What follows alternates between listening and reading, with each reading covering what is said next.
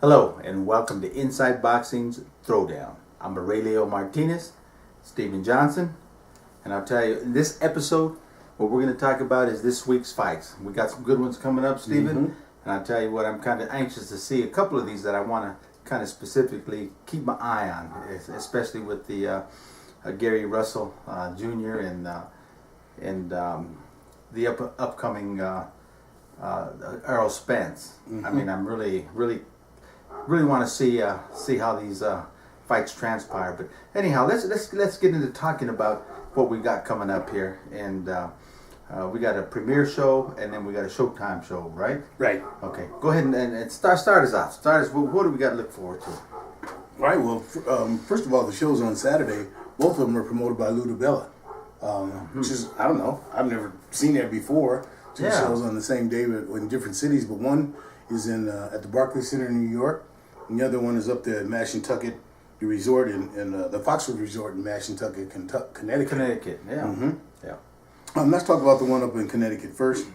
That's where we have Jose Pedraza taking on Stephen Smith, and that's for the IBF World Super Featherweight title. And then we have Gary Russell Jr. taking on Patrick Hyland for the WBC World Featherweight title. You know, Aurelio, the name Stephen Smith and Patrick Hyland aren't too much familiar names, but in the case of Stephen Smith, he's 23-1. In case of Patrick Hyland, he's 31-1. So on paper, at least, Gary Russell and Jose Pedraza are not going to have an easy time. Gary Russell, remember, Radio, he's been off for almost a year now with that, since he, pulled out that major upset when he knocked out Johnny Gonzalez. Yeah, exactly. Okay, so it's going to be interesting to see what he comes back with. The one thing I'll say about Gary Russell is I expect good things from him only for one reason, because I know for a fact that when he's off, he's very active in his community over there in D.C. Okay. So I don't know how that's going to translate into his gym time, but I know he's one of those guys that really gives back to his community. So I expect him to go and handle his business and not make quick work, but I expect him to take care of Patrick Hyland, and if he doesn't, then we got problems. I agree. I think Gary Russell's going to do what he does. I don't think Hyland is a real big risk or a big factor, but you know the old saying in boxing, you don't sleep anyone. That's right. You take each one. Many fighters, that's the business of boxing today. Is you take your fighter, you build up his record, and I mean build up his record. You're basically getting your fighter a bunch of cream puffs, a bunch of as close as to a guaranteed win as you can. And it happens all across the country, all over the world. It happens, okay? You build up the record, and then you hope to get the big money fight. It doesn't necessarily mean because you got a record of 21-1 or 21-0 or 30-1 or something like that. You're a factor in boxing. It just means that whoever's taking care of your business did a good job. Did a good job, okay? I'm on the opposite. I'd like to give a fighter to go up to the top with the championship and stay there and demand respect. Okay, so you don't feed them the cream puffs. You feed them accordingly to their experience, so they can go up. So in saying that, I don't think Pedraza or Gary Russell is going to have a problem this weekend. I think this is just someone coming in with a good record to make their resume look. Their resume is going to look very good, beating undefeated or someone one loss. So that's I don't really see any excitement there. Okay, well, just for you fans to remember, that fight is on Showtime. Okay, and that starts at 9 p.m. Mountain Standard Time. Okay, so you folks in Denver, you'll be able to see it starting at 9 o'clock. Now the fight card that starts at 6:30 p.m.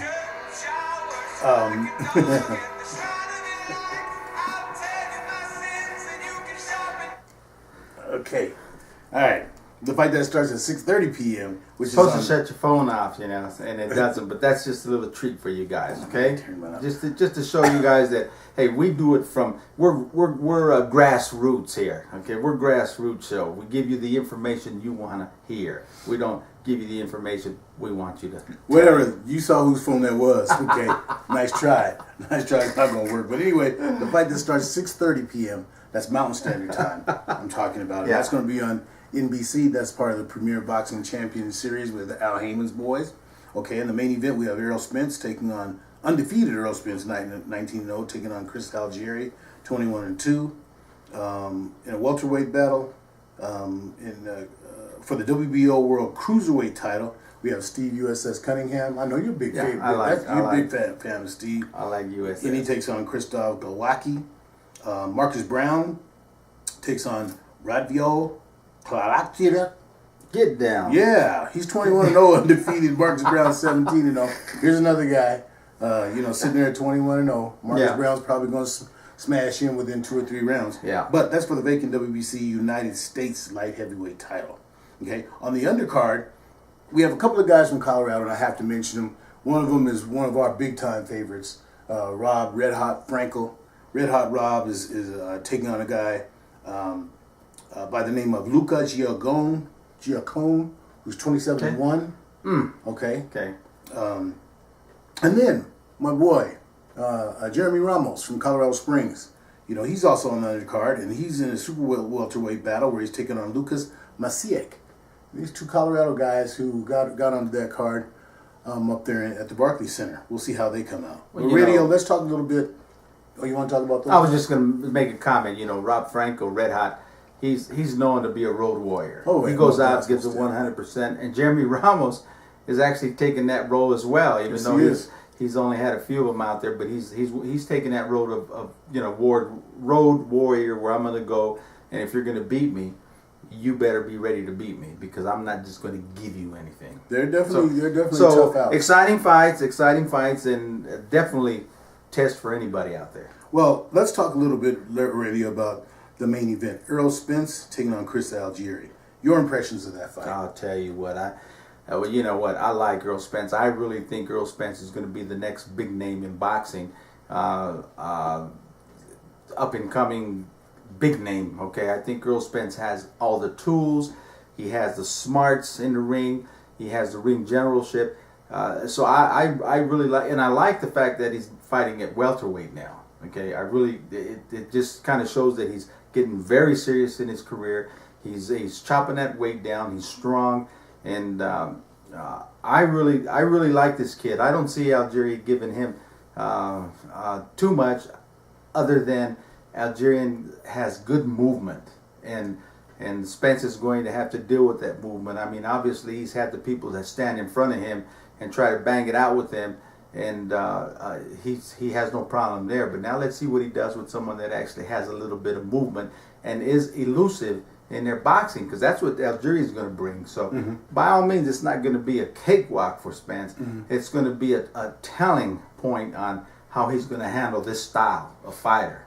Well, I agree with you, and I think, like you said, back is as long as June of last year, was the last time that Errol Spence fought at 154 at a super welterweight, and that would have put him on a collision course with the Charlo brothers. Yeah. Okay, at some point. But more important, I think welterweight is a good weight for him, and obviously, Floyd, is in his corner and told him that that's a good weight for him also. I don't want to move ahead too much, but I do want to throw this out there, okay? Remember Adrian Broner was bumping his gums at Floyd, right? Okay, and said... but he made some, comments about, I took care of your boy, Ashley Theophane. Well, here we have, Errol Spence sitting up there, at welterweight. I got a feeling, Radio, and I want you guys to remember this too. I've got a feeling that if Adrian Broner keeps running his mouth, I think that Errol Spence might call him out. Well, even if he doesn't run his mouth, I don't care what Floyd says and how he says it.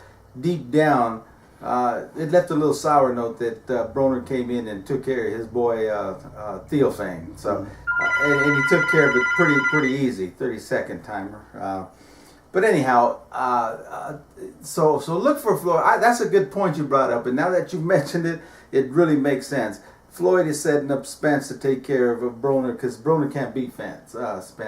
But I tell you what, in that mix, the welterweight, I think is going to come to life, because I want to see Spence in Thermo, man.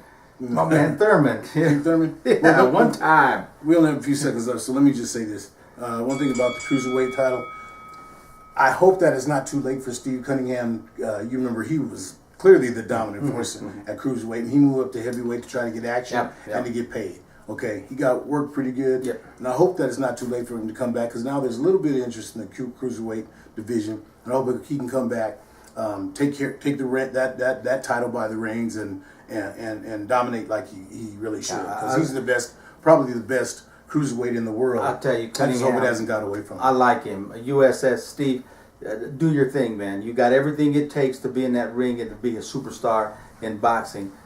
Take control of that cruiserweight. You get into that heavyweight, and it's just an unfair weight division because if you're 190, 191, then you have to fight in the heavyweight division, and you're going to end up fighting these Klitschko's, these 6'8", 6'9" monsters.